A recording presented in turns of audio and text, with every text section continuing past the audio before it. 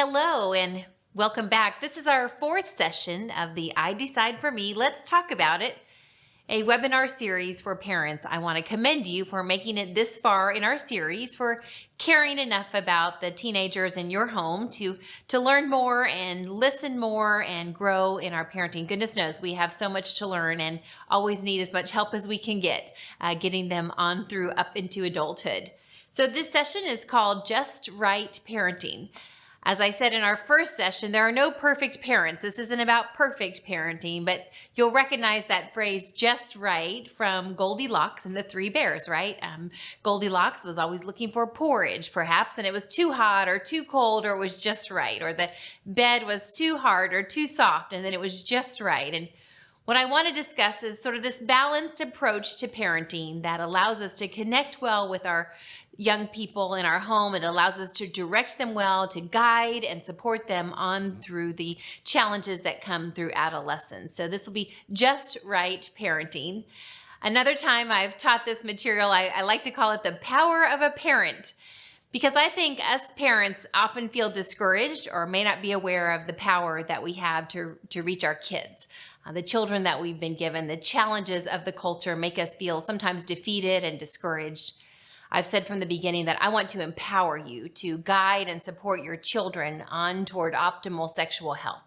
We have more power than we realize, and I hope that this session specifically will help you realize that even more.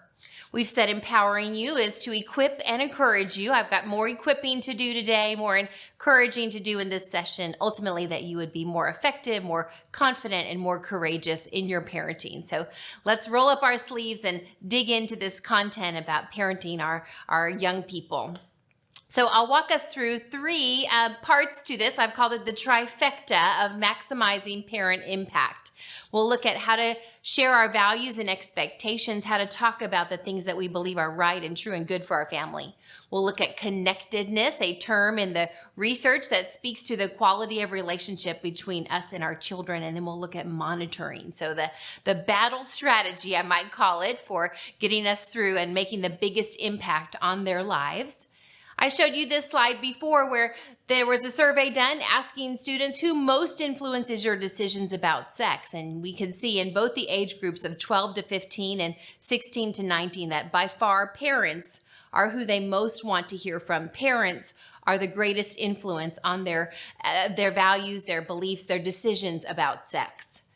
So let's talk about values and expectations. Does your child know how you feel about sex? Do they know how you feel about pornography, what they do or do not want, what you do or do not want them to do? Do they know how you feel about marriage or dating standards? These are all ideas of values and expectations. They need to hear from us.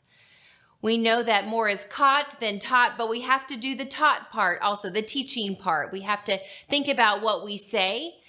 And I would say that much of the information I've given you in the last few sessions have been that content on what to say. And what I think we sometimes miss on is giving the reasons. It's not just what we believe, what we want, it's the why behind that, the reasons. If you don't want your child to have sex until marriage, you can't just say don't have sex until you're married. You would give the reasons then that would go along with that. We talked about sexually transmitted diseases and pregnancy and emotional harm to avoid, but even more so what to be gained. So we need to build out the reasons. So it's not just what we say about the values themselves, but the reasons that back them up. Those reasons give them the information they need to counter the cultural messages, because we know that culture is not sharing our values and expectations with them. So they've got, all these different inputs. If we can bolster our input with reasons, they will be better off. So we're looking at what we say, when we say it is important also, depending on the ages of your children. This next slide kind of will walk us through these steps along the way from those littlest guys. And you may have some small children still in your home. You're thinking about body basics and family values, just even kind of what we call the parts. I always say at the right terms at the right time. But going on then, they start asking so many questions in those earliest elementary grades. And we're also beginning to set some boundaries around technology. Then we're getting them ready for puberty as they head into 3rd and 4th and 5th grade. And we can talk very concretely. We looked at it a little bit in that first session about adolescence, about puberty and reproduction and dating. Have we taught them that within the context of the values in our home? But what you'll see in this slide at the top, really for all of middle school and high school, we're communicating our values. They know the form and function of bodies and systems, but do they know what to do with it, how to act with that, how to interact with relationships and dating? We're communicating our values, and that happens in a continual, ongoing conversation, more than the atomic bomb, the talk, as we talked about before. So we're thinking about what we say and when we say it, and then really I would add in that important piece of how we say it. That in that relationship element with our students, our young people, our children, we're not just telling them in a demeaning way, talking down to them in an awkward way. Sometimes these conversations about sex can be so awkward. But we're saying it with compassion, with kindness, and using some laughter in there. And we're thinking about how we say it relationally with them that respects them. We can't make the decisions for them. We can provide the compassionate guidance and support to help them along the way. But we'll talk more about that relational piece. It's really important in how this information is communicated and how open their hearts and minds are to receive it.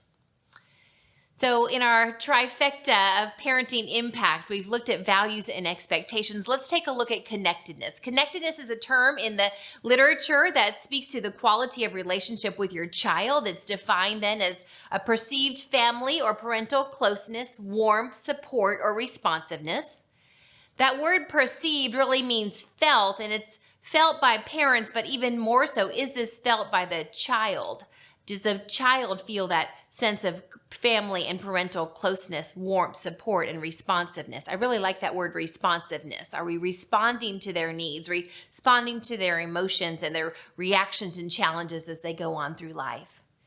And then another definition says parental connectedness is bonding, emotional attachment, and commitment that a child makes in family relationships. So again, it's, do they feel that bonding and attachment to us as their parents? Are they committed to us, to our family? Is it an important, the family unit, a priority in their lives? We grow that from the earliest ages as they're growing up on through childhood and into puberty and adolescence. I want to walk you through this next chart. It's a little complex, but I think we can break it down looking at 4 different parenting styles, ultimately with the goal to end up at the bottom, the effective parenting style. So you'll see on this chart, we've got across the top various levels of supervision and love. How much supervision, and sometimes we call that rules, over their lives do we have? And the other column will tell us about love, the quality of relationship, and then warmth, that bonding we were speaking of. So then going down the left side, we'll see 4 different kinds of parenting styles. And I like to tell people, think about where you feel like you might fall in this chart. And sometimes you're thinking about your parenting partner. If you have one, that where do they fall in this chart? Where do you land across these different styles? So the absent parenting style is a low level of supervision and a low level of love, really disconnected, not involved at all. So not providing those rules, not providing the relationship, a low level of supervision and love. Then the second line comes across as the authoritarian parent. Notice this one is high on supervision, high on rules, but low on love, low on relationship. This is the authoritarian parent style. Then you flip over to permissive parenting, which is the opposite of that, where we're low on rules and high on love, low on supervision, high on relationship. This is kind of that best friend parent, right? That, everything goes and super close and relational, but no rules. And we would say then that the bottom line speaks to effective parenting. It's really high in both those areas, high in both supervision and rules and high in love and relationship. And I want to just say, sometimes we don't have the time or the energy to stay that engaged. We're tired, we're exhausted, we have other children, other responsibilities. Life is just pulling at us every way. But I want to challenge you to stay engaged, stay high on those rules, the high on the supervision, the expectations and guidance that you've set out for your child and how you want them to live, but stay right there with the relationship piece. High on love, be with them. That's the just right parenting we're wanting to speak of. So I want to go through and address two different kinds of parenting styles, some illustrations here. This first picture is curling, the Olympic sport of curling. What I've been told is that stone, the way this game works, right? That stone is 44 pounds down there on the ice. And the whole objective is that the curling team is working feverishly with their scrapers, trying to get the ice as smooth as they can to go across. So that stone can go as far and as fast as it can. And it made me think about many parents that I know who are working feverishly to make a smooth sail for their child on through life. That's one kind of parenting style that is not as effective.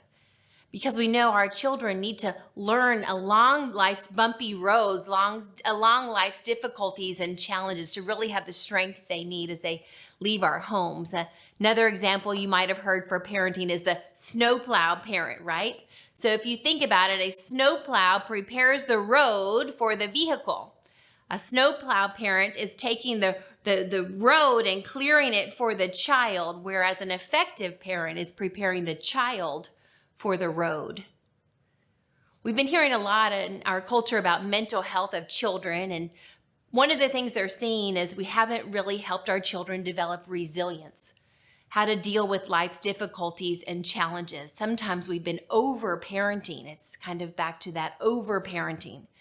Over-parenting would be having this kind of hovering, or sometimes called helicopter parenting, where we're watching over every move. We're there to pick up every little bump and every little scrape, rather than helping them grow through life's challenges alone on their own with our help and love and support. And I think that's a really important part of that. I said over-parenting. We mentioned under-parenting would fall in that absent category. We're trying to find that balanced approach to helping them grow in their independence and be able to overcome life's challenges along the way. So I actually have a quote from some of the research here that looks at parental over-control. That word is in the research. And this particular study showed that perceived parental over-control was a consistent risk factor for ever having sex among males and females. It seems like if we clamp down, if we over-control, that kind of incites in our children this rebellious piece. Well, I'm not going to do it the way they want to. They don't trust me. They don't give me my independence, so I'm going to therefore rebel. We hear about the rebellious teenage years, and parental over-control can be a part of that. So we want to find connectedness. We want to find a balanced approach with that rules and relationship going through. So let's talk a little bit more about our third part of our trifecta. We've talked about values, expectations. We've talked about connectedness. Let's talk about monitoring. So monitoring is another word we'll find in the literature around healthy youth. This is a section from the Centers for Disease Control. I love what they have to say. I'll just read it straight off the slide. Parents are a powerful influence in the lives of their teens. When parents make a habit of knowing about their teens, what they are doing, who they are with, where they are, and setting clear expectations for behavior with regular check-ins to be sure these expectations are being met, they can reduce their teens' risks for injury, for pregnancy, and drug and alcohol and cigarette use. These parents are monitoring their teens' activities and behavior. So a couple of things there. We've talked about the power of a parent. We have more power and influence than we realize. And then it speaks to the behaviors that we can protect them from. It says we can reduce their risk for injury and violence, and sometimes that's even their ability to wear their seatbelt in a car. There's several safety measures CDC looks at. And then it says pregnancy and drugs and alcohol and then cigarette use. All those risk-taking factors go down when parents are monitoring and using that influence, also speaking, as it said, setting clear expectations. So the next slide has 3 questions that the CDC defines as monitoring. You are using parental monitoring when you ask your teen, where will you be, whom will you be with, and when will you be home? Now, I suspect many of you watching this program don't need to be told this. You're probably already asking these questions. I would want you to know this, that the fact that you are asking those questions is by definition, by research, protecting your child more. It's doing more good than you think. So stick with it, stay in the game. And if you're not asking those questions, it's a great time to begin.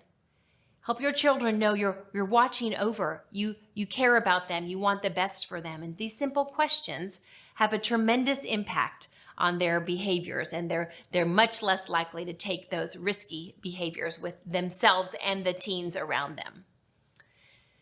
So years ago, we started following research around the dinner table. It was found that if your family had dinner together 5 nights a week, a whole host of risk factors went away for your young person. Well, there's been further research looking at the power, as I call it, the power of the dinner hour. And maybe your family can't gather at 6 o'clock each night, but are you circling up around that table at least 5 times during the week? Maybe it's late at night when you're eating ice cream. Maybe it's a Saturday morning brunch. Are you getting together? I want to show you what the research says about it. First of all, it says talking about everyday things at that table can facilitate a basic comfort level that enhances communication. So just being there continually, just talking about everyday life enhances the communication about more challenging topics. The second thing is being there together can indicate to children that the parents are making them a priority. That builds trust. Hey, it's not just we want the kids there, it's that the parents are there. And the parents are showing their children, you guys matter to me. I'm making an effort to get home and be home and sit down with you and set my responsibilities, my work aside for you. You're my priority. And then the third thing it says around the table, parents can observe changes in patterns that can be indicators of other potential problems.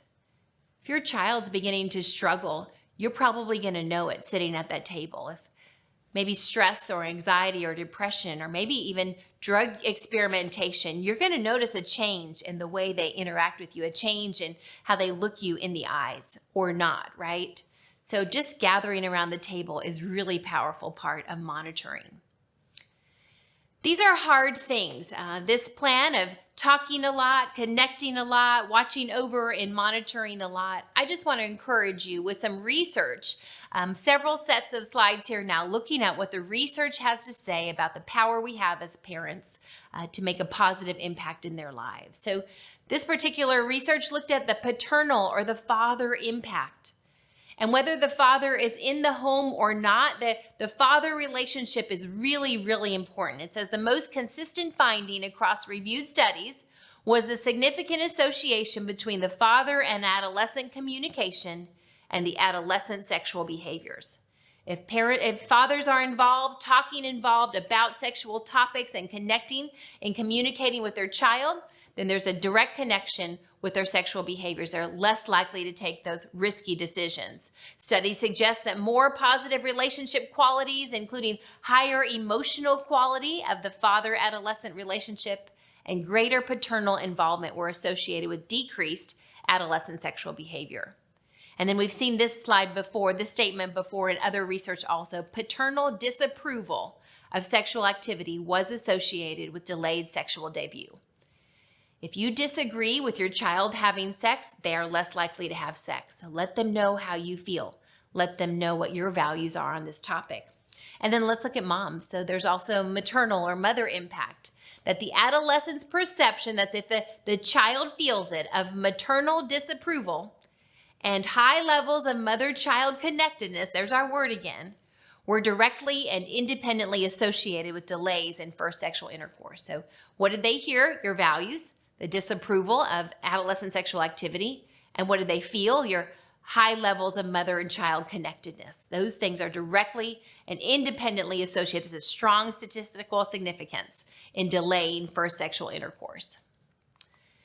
I like the topics listed in this next piece of research that talks about the things we should be talking to them about. How do we feel about birth control, about sex, about the negative things that would happen if the child got someone pregnant, the dangers of getting an STD. Number 5, the negative impact on the adolescent social life from losing the respect of others. Number 6, the moral issues of not having sex. These are the things they need to hear from us. I've been sharing them with you through our past sessions, and now you've got to share them with your child. Do the work of talking about it, answering their questions. And if they're not asking questions, then you ask the questions of them and get them talking, get them thinking about how you feel across these topics. We know that what they're hearing in the culture and what they're hearing from their friends is not true. We have the true information, and we have it in that context of love and relationship that allows them more readily to accept it and apply it into their lives. The next piece shows the connectedness scale. So this research asked 7 questions where they were looking at those students' perceptions, the students' feelings of whether they connect with their parents. And I'm actually going to give these to you now, and I'll give them to you again for your homework. So the question was asked of the children. Can you talk to your mother about problems you're having? Can you talk to your father about problems you're having? Sometimes I read those questions and I pause because of my 4 children now on into young adulthood. I hope their answer would be yes. Did I make my home a safe place? Did I make our relationship open and honest enough? Did I share with them some of my problems so that we could share mutually the problems we're experiencing together? Then the other questions ask the kids, how much do you feel your parents care about you? Your family cares about your feelings? It takes time, it takes patience to hear feelings, a deeper understanding rather than just talking about schedules and where are we going, what are you doing, what are your grades? Are we talking about feelings and emotions? How much do you feel your family understands you? Do they get you? And if they don't get you, are they trying to get you and listening and drawing that out for a greater understanding? I love number 6. Does your family have lots of fun things to do together? How much do you have fun together in your family? Those memories that we make and the laughter that we share and the late nights when we jump in the car and drive to the downtown ice cream store. What are those things we're doing for fun? And then I like number 7 also. Does your family respect your privacy? So this is a scale that students were asked to judge that level of connectedness they feel back with their parents. As I said, it's not so much do I feel connected to my child, but does my child feel connected with me? That's the connectedness scale. I wanted to share with you also, a couple years ago, our government put out this particular publication. It was called Parents Speak Up. We've been trying to get it republished by the federal government. It hasn't happened yet, but there's some really nice things here. I'll just give you a moment to read through them about connected parents, some things that you can do to stay connected, and then some things to make healthy choices that teens need to be reminded of and be supported in for them to be able to navigate through the pressures and challenges of adolescence.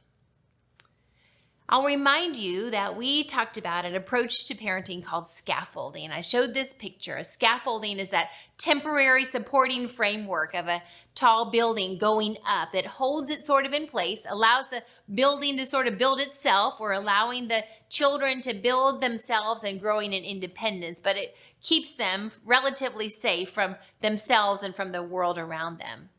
I want to remind you of that as we look at just right parenting, that there is this place of growing in independence that eventually that scaffolding is going to come down. Are you preparing your child, giving your child opportunity to grow that strength and resilience to hold from within and be ready to stand on their own and fly off as our birdies will fly away from our nest going forward? And I will reiterate again this approach to parenting that I just call compassion. Is it a compassionate parenting? Do they know we know it's hard? We don't want to go back and do teenage years again. So have we acknowledged that? Do they see us leaning into their heart and listening to their heart? Have we made it a safe place to struggle?